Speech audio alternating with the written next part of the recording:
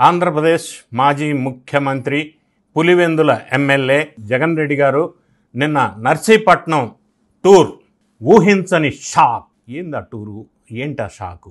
ఆయన ప్రవర్తించిన విధానం, మాట్లాడిన మాటలు, క్రెడిబిలిటీ ఉన్న నాయకుడు మాట్లాడే మాటలా, ఏం మాట్లాడారు, దాని గురించి పూర్తి స్థాయి విశ్లేషణ చేసే ప్రయత్నం చేద్దాం. వీడియో చివరి వరకు స్కిప్ చేయకుండా చూడండి. నచ్చినట్టయితే లైక్ బటన్ నొక్కండి, మీ ఫ్రెండ్స్కి షేర్ చేయండి, ఛానల్ సబ్స్క్రైబ్ చేసుకోకపోతే చేసుకోమని చెప్పండి.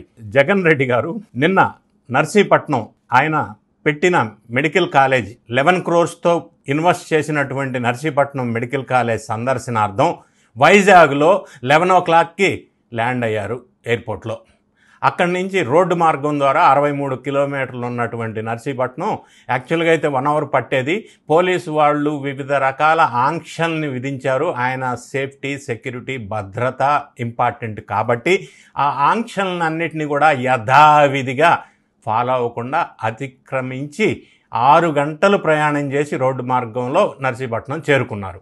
అయితే మనం ఇక్కడ గమనించవలసిన విషయం ఏంటంటే, జగన్ రెడ్డి గారు అపోజిషన్ హోదా లేని పార్టీకి ఒక అధ్యక్షుడు అయినప్పటికీ ఇప్పుడు ఒక క్వశ్చన్ వినిపిస్తూ ఉంది, లీగల్గా, లాజికల్గా, టెక్నికల్గా.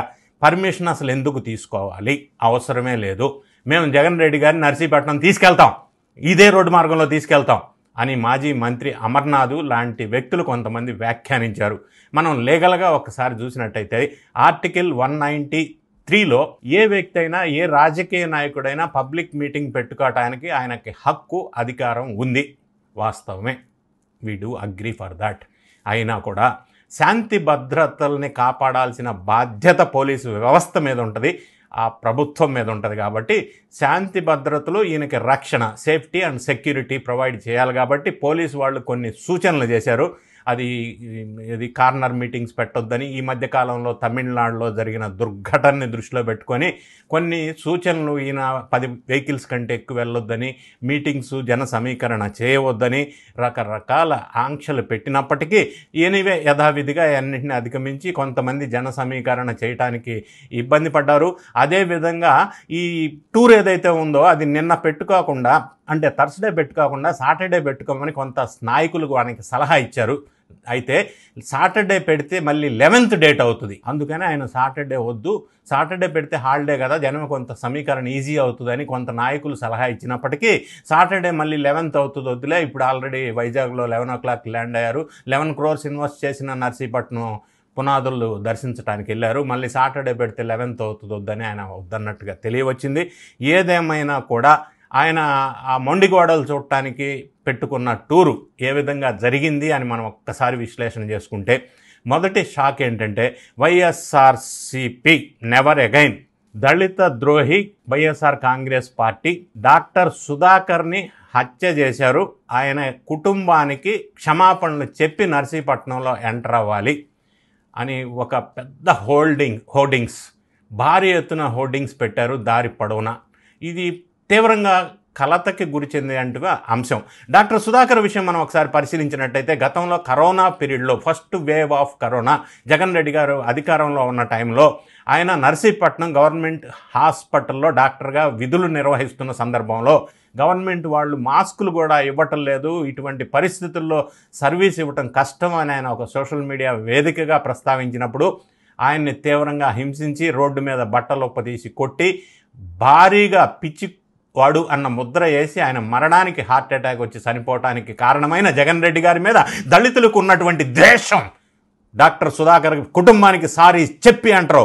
దళితుడు డాక్టర్కి మాస్క్ ఇవ్వలేని మీరు మెడికల్ కాలేజీ గురించి మాట్లాడటం ఎంతవరకు తగును అని దళిత సంఘాలు, దళితులు అందరూ కూడా మానవ హారంగా పెద్ద ఎత్తున యాజిటేషన్, ఈ జగన్ రెడ్డి గారికి వ్యతిరేకంగా నినాదాలు చేస్తూ దర్శనమిచ్చిన సంఘటన ఊహించని మలుపుగా చెప్పవచ్చు.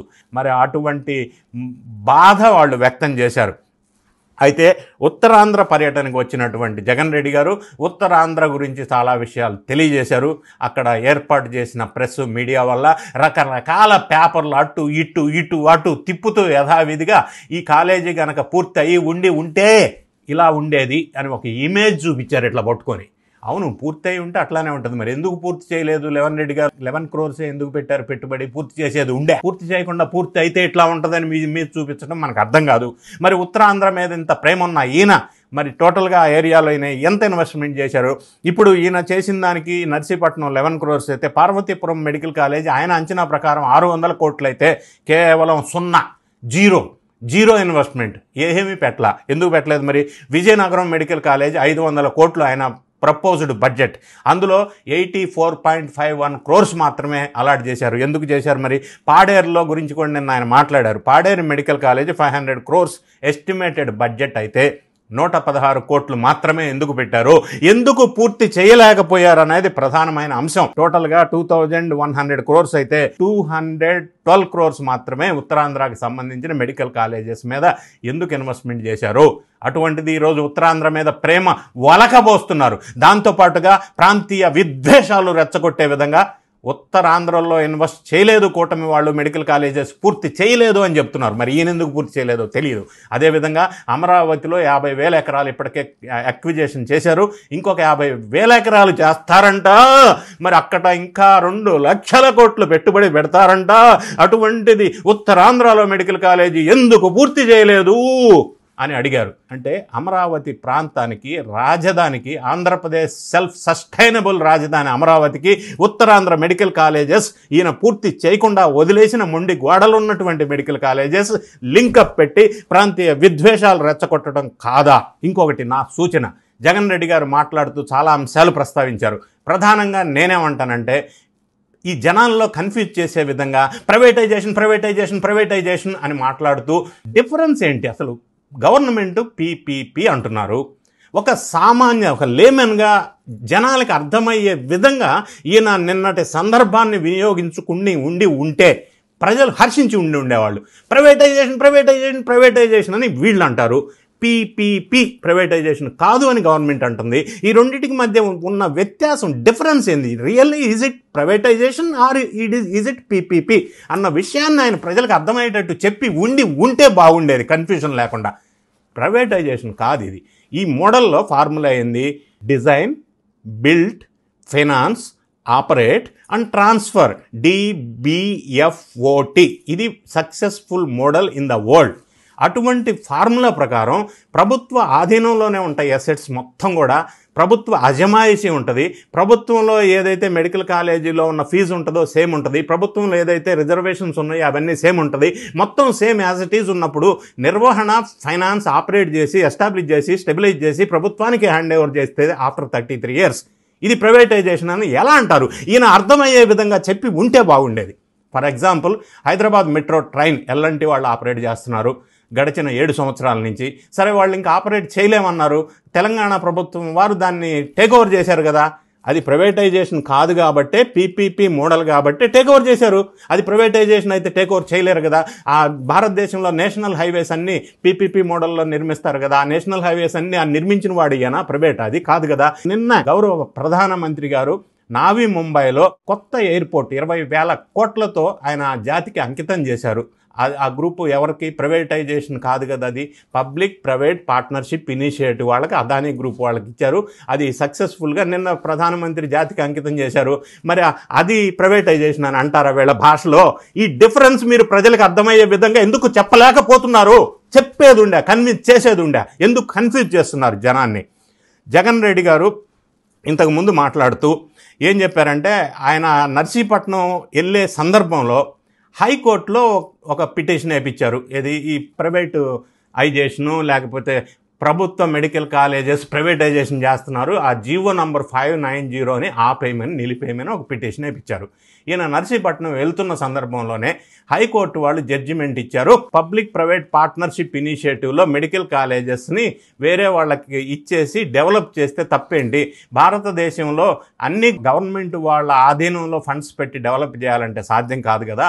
ఇప్పుడు ఆంధ్రప్రదేశ్ రాష్ట్రంలో కూడా హైకోర్ట్స్ నిర్మాణాలు, మిగతా బిల్డింగ్స్ నిర్మాణాలు ప్రభుత్వ సొమ్ముతో పూర్తి చేయాలంటే సాధ్యం కాని పరిస్థితి ఉంది. వాటిని కూడా పబ్లిక్ ప్రైవేట్ పార్ట్నర్షిప్ ఇనిషియేటివ్ ద్వారా పూర్తి చేస్తే త్వరితగతిన డెవలప్ అయిపోద్ది కదా. ఇందులో తప్పేంటి? What is wrong in it అని హైకోర్టు వాళ్ళు మొట్టికాయలు వేశారని నేను అన్నగాని, ఖచ్చితంగా జనాలకు అర్థమయ్యే విధంగా పబ్లిక్ ప్రైవేట్ పార్ట్నర్షిప్ మోడల్లో మెడికల్ కాలేజెస్ నిర్మిస్తే తప్పేంటి, what is wrong in it, ఈ జీవోని మేము క్యాన్సిల్ చేయమని ఒక జడ్జిమెంట్ ఈయన నర్సీపట్నం పర్యటనకు వెళ్తున్న సందర్భంలోనే జరిగినటువంటి విషయం. అయితే ఇంకొక విషయం మనం గమనించినట్టయితే ఈయన వెళ్ళే సందర్భంలో ఆ రూటులో ఆ మార్గంలో తాళ్లపాలెం అనే ఒక చిన్న విలేజ్ జంక్షన్ దగ్గర ఈ జన సమీకరణ చేసిన జనాలు వీళ్ళు పంచే బిర్యానీకి పైసలకి ఎగబడి అక్కడ త్రొక్కిసలాట జరిగి ఆ దుకాణం దగ్గర ఒక లొల్లైన విషయం కూడా కొసమెరుపుగా దీన్ని మనం చూడవచ్చు. ఇక మొండిగోడలతో ఉన్నటువంటి నర్సీపట్నం మెడికల్ కాలేజ్ విషయానికి వస్తే ఈ కాలేజ్ యాక్చువల్గా అక్కడ ఆ పర్టికులర్ ప్లేస్లో కాకుండా వేరే దగ్గర మొదలు జగన్ రెడ్డి గారు అప్పట్లో ప్రతిపాదించారు 2022లో. అయితే ఆ ప్రతిపాదించిన స్థలంలో వైఎస్ఆర్ కాంగ్రెస్ పార్టీకి శ్రేణులకు సంబంధించిన ల్యాండ్ ఉంది, వాళ్ళు ఇవ్వటానికి నిరాకరించారు. ఆ సందర్భంలో ఇప్పుడు ప్రస్తుతం ఏదైతే మొండిగోడలు ఉన్నాయో ఆ పర్టికులర్ నర్సీపట్నం మెడికల్ కాలేజీలో 52 ఎకరాలు సమీకరణ చేసి అక్కడ నిర్మించే ప్రయత్నం చేశారు. గమనించే విషయం ఏంటంటే 52 ఎకరాల్లో 40 ఎకరాలు out of 52 acres 40 acres Telugu Desam party నాయకులకి కార్యకర్తలకి సంబంధించినటువంటి భూమి. దాన్ని నర్సీపట్నం మెడికల్ కాలేజీ కదా, ఏ పార్టీ అయితే ఏంటి, ఈ ఏరియా డెవలప్ అవుతుంది కదా అని అప్పట్లో అయ్యన్న పాత్రుడు గారు ఆ తెలుగుదేశం పార్టీ వాళ్ళకి సంబంధించిన 40 ఎకరాల భూమిని కాలేజీకి ఇవ్వడానికి ఒప్పించి సహకరించి సపోర్ట్ చేశాడు అన్న విషయం కూడా నిన్న జగన్ రెడ్డి గారు పబ్లిక్లో చెప్పుంటే బాగుంటుండే. ఇంకా జగన్ రెడ్డి గారు మాట్లాడుతూ నిన్న వైజాగ్ స్టీల్ ప్లాంట్ ప్రైవేటీకరణ చేస్తున్నారు, దాన్ని నేను ఎట్టి పరిస్థితుల్లో అడ్డుకుంటా అన్నారు. దీని మీద మనం కొద్దిగా విశ్లేషణ చేయాలి. వైజాగ్ స్టీల్ ప్లాంట్ ప్రైవేటీకరణ అన్న అంశం జగన్ రెడ్డి గారు ఆంధ్రప్రదేశ్లో అధికారంలో ఉన్నప్పుడు సెంట్రల్ గవర్నమెంట్ వాళ్ళు ఒక నిర్ణయం తీసుకున్నారు. అప్పట్లో అధికారంలో ఉన్న జగన్ రెడ్డి గారు దానికి మద్దతు పలికారు, వ్యతిరేకించలేదు. రైటా రాంగా? ఎందుకు వ్యతిరేకించలేదు? మద్దతు పలికిన మాట వాస్తవం కాదా?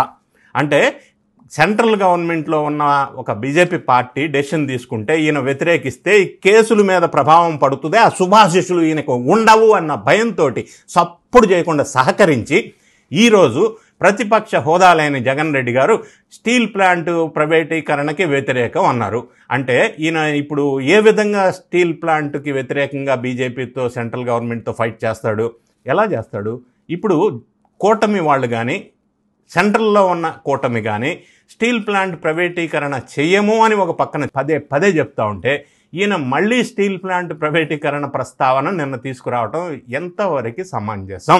ప్రైవేటీకరణ చెయ్యమని చెప్తూనే 11,440 crores సెంట్రల్ గవర్నమెంట్ వాళ్ళు పునరుజ్జీవన ప్యాకేజీ అలాట్మెంట్ చేసిన విషయం మనం చూసాం.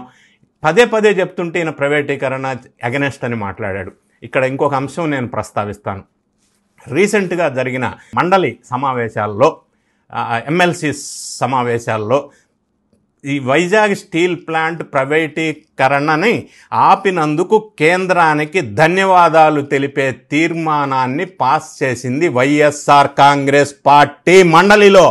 అంటే మండలిలో సెంట్రల్ గవర్నమెంట్కి వైజాగ్ స్టీల్ ప్లాంట్ ఆపినందుకు ధన్యవాదాలు చెప్తూ ఇక్కడ నిన్న రోడ్డు షోలో ప్రైవేటీకరణ చేస్తున్నారు, ఆపేస్తానని మాట్లాడతారా?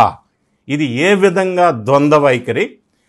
ఆ పార్టీకి ఇంకొక క్వశ్చన్, ఆ పార్టీకి సంబంధించిన నాయకులుగా చెప్పబడుతున్న కన్నబాబు నిన్న మాట్లాడుతూ పోలీసు వాళ్ళు భద్రత కల్పించటంలో ఫెయిల్ అయ్యారు అని ఒక మాట మాట్లాడి మళ్ళీ వెంటనే 3,000 మంది పోలీసులను ఇక్కడ దించారు అని మళ్ళీ అంటాడు. మరి ఈ రెండింటికి ఏందో మనకు అర్థం కాదు. అయినప్పటికీ మనం ఏమంటామంటే ఈయన పదే ప్రైవేటైజేషన్ అంటున్నారు కదా. గతంలో వైఎస్ జగన్ రెడ్డి గారు తండ్రి వైఎస్ రాజశేఖర రెడ్డి గారు అధికారంలో ఉన్నప్పుడు ఆరోగ్యశ్రీ అనే ఒక పథకాన్ని తీసుకొచ్చి కార్పొరేట్ వైద్యం పేదలకి అందాలన్న ఒక సంకల్పాన్ని అభినందించాలన్నో డౌట్ ఇన్ ఇట్. కానీ అదే కొంతమంది వాళ్ళకి తెలిసిన వాళ్ళ మనుషులుగా చెప్పబడుతున్న కార్పొరేట్ హాస్పిటల్కి లబ్ధి జరగటం కోసం ఆ హాస్పిటల్స్ని టైఅప్ చేసి ఆరోగ్యశ్రీ ప్రైవేట్ హాస్పిటల్లో పెట్టి ఈ విధంగా పేదలకు లబ్ధి చేయటం కంటే గవర్నమెంట్ హాస్పిటల్స్లోనే సదుపాయాలు పెంచి ఈ ఫెసిలిటీస్ని గవర్నమెంట్ హాస్పిటల్లో కల్పించి ఉండటం ఫేజ్డ్ వైజ్గా, అఫ్కోర్స్ ఒకేసారిగా సాధ్యం కాకపోవచ్చు, ఫండ్స్ కన్స్ట్రెయింట్ ఉండదు కాబట్టి ఫేజ్డ్ వైజ్గా గవర్నమెంట్ హాస్పిటల్స్ డెవలప్ చేసి ఈ సదుపాయాన్ని పేదలకు అందించే సదుపాయం అక్కడ పెట్టి ఉండి డెవలప్ చేసి ఉండుంటే బాగుంటుండేను కదా అనేది నా క్వశ్చన్. ఇంకొక సందర్భం మనం గమనించినట్టయితే నిన్న ఆయన మాట్లాడుతున్న సందర్భంలో వాళ్ళు సమీకరించిన జనం సీఎం జగన్ స్లోగన్స్ అది సందర్భానుచితంగా ఉన్నాయా? ఆయన పర్పస్ ఏంటి? పర్పస్ ఆఫ్ విజిట్ ఏంటి? మొండిగోడను చూడటానికి. మరి అక్కడ సీఎం జగన్ అని ఎందుకు మాట్లాడుతున్నారు? ఇంకొక విషయం ఆయన ప్రస్తావిస్తూ నేను 17 మెడికల్ కాలేజెస్ తీసుకొచ్చా అన్నాడు. ఈయన ఎక్కడ తీసుకొచ్చాడు? అది సెంట్రల్ గవర్నమెంట్ ఫండెడ్ స్కీమ్. వాళ్ళు ఫండ్ చేస్తూ స్కీమ్ పెడితే అందులో 1550 కోట్లు వాళ్ళు ఇచ్చిన ఫండ్తో పెడుతూ నేను 17 మెడికల్ కాలేజెస్ తీసుకొచ్చా అని మాట్లాడతాడు. ఏమి ద్వంద్వ వైఖరి? మనకు అర్థం కాని విషయం.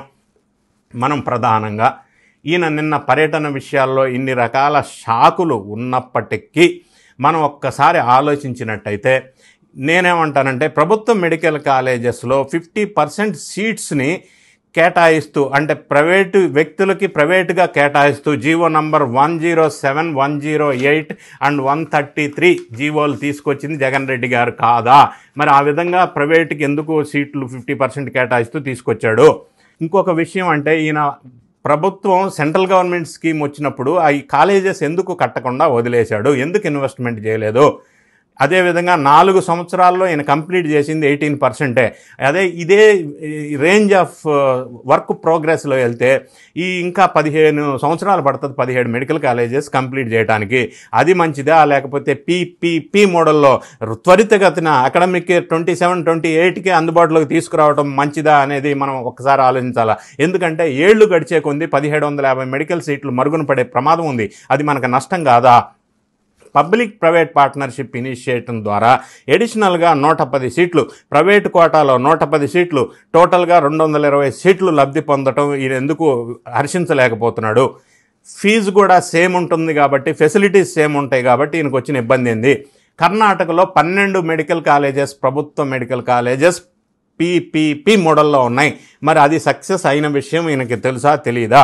ఇంకొక విషయం మనం ఒకసారి గమనించినట్టయితే ఆంధ్రప్రదేశ్లో జేగురుపాడులో గతంలో చంద్రబాబు నాయుడు గారు ముఖ్యమంత్రిగా ఉన్నప్పుడు ఒక విద్యుత్ ప్లాంట్ని పబ్లిక్ ప్రైవేట్ పార్ట్నర్షిప్లో ఇచ్చి డెవలప్ చేసి ఈ రోజున ఆఫ్టర్ కంప్లీషన్ ఆఫ్ 33 ఇయర్స్ దాన్ని గవర్నమెంట్ ఇప్పుడు హ్యాండ్ ఓవర్ చేసుకున్న సందర్భం ఒక ఎగ్జాంపుల్ అయితే, అన్నిటికంటే ముఖ్యంగా నీతి ఆయోగ్ సెంట్రల్ గవర్నమెంట్ నేతృత్వంలో ఆర్గనైజేషన్ ఒక సంస్థ వాళ్ళు ఇచ్చిన సమాచారం ప్రకారం 2014-19 మధ్యలో ఆంధ్రప్రదేశ్ వైద్య ఆరోగ్య ప్రమాణాల్లో 4వ స్థానం ఉంది.